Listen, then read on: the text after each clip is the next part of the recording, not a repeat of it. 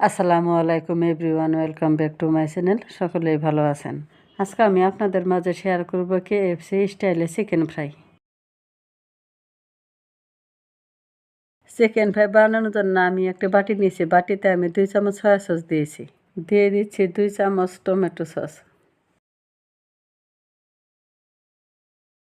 দিয়ে দেব 2 প্যাকেট লুডুসের মশলা।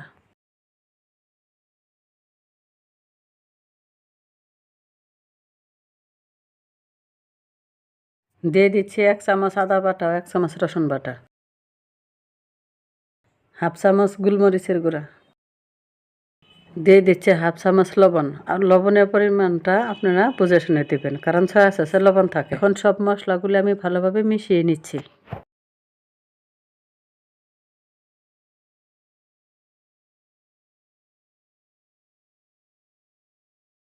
আমি এখানে 6 পিস মাংস নিয়েছি। মাংসগুলো এখানে মশলার ভিতরে দিয়ে দেব।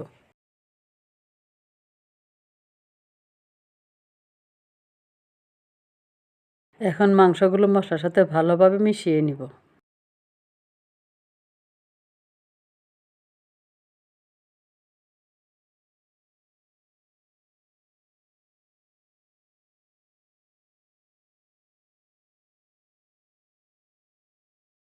মাংসগুলো মাখানো শেষ হয়ে গেলে আমি 30 মিনিটের জন্য রেস্টে রেখে দেব। কোটিং করার জন্য আমি নিয়ে নিচ্ছি 1 কাপ ময়দা। দিয়ে দিচ্ছি 2 চামচ কর্নফ্লাওয়ার। দিয়ে দিচ্ছি হাফ চামচ গোলমরিচের গুঁড়া, হাফ চামচ হলুদ গুঁড়া, হাফ চামচ লাল মরিচের গুঁড়া। দিয়ে দিচ্ছি স্বাদ মতো লবণ। দিয়ে সব উপকরণগুলো আমি ভালোভাবে মিশিয়ে নেব।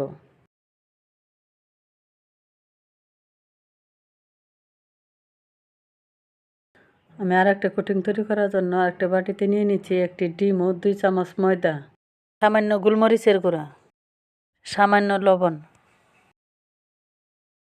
হ্যান্ড ডিশের সাহায্যে সব উপকরণগুলো আমি ভালোভাবে মিশিয়ে নেব।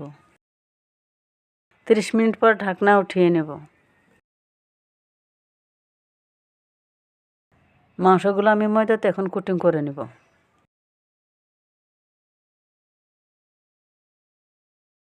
ময়দাতে এখন কোটিং করা হয়ে গেলে আমি ডিমের মধ্যে এখন আবার ডুবিয়ে নেব।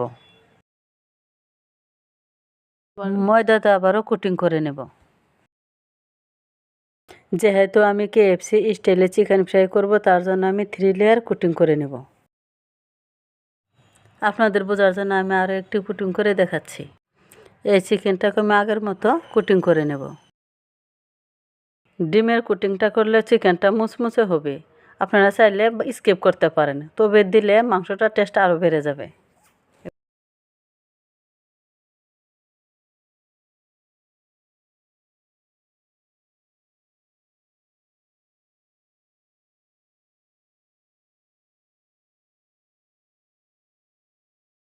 ভাবে একে একে সব চিকেনগুলো আমি কোটিং করে নেব। চুলায় একটি প্যান বসিয়ে আমি গরম করে নিয়েছি। এখানে দিয়ে দেব পর্যাপ্ত পরিমাণে রান্নার তেল। তেল গরম হয়ে এলে আমি একে একে সব চিকেনগুলো তেলে ছেড়ে দেব। চুলার আঁচ লো হিটে রেখে চিকেনগুলো আমি ভেজে নিব। সময় নিয়ে চিকেনগুলো ভাজতে হবে, না হলে ভিতরে মাংস কাঁচা থেকে যাবে। কিছুক্ষণ পর আমি চিকেনগুলো উল্টে দেব, না হলে 2 পাশে সমান ভাজা হবে না।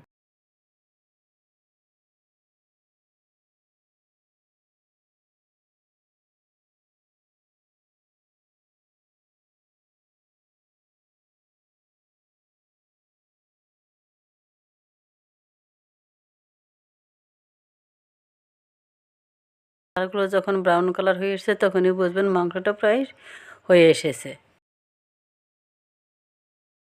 আরও 2-3 মিনিট আমি চিকেনটা ভেজে নেব। ভাজা হয়ে গেলে আমি অন্য একটি প্লেটে উঠিয়ে নেব।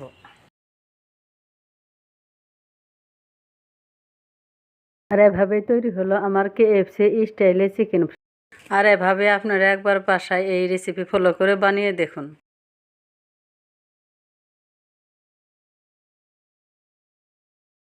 আশা করি ভিডিওটি ভালো লেগেছে। ভালো লাগলে লাইক দেবেন, সাবস্ক্রাইব করে পাশে থাকবেন। আল্লাহ হাফেজ।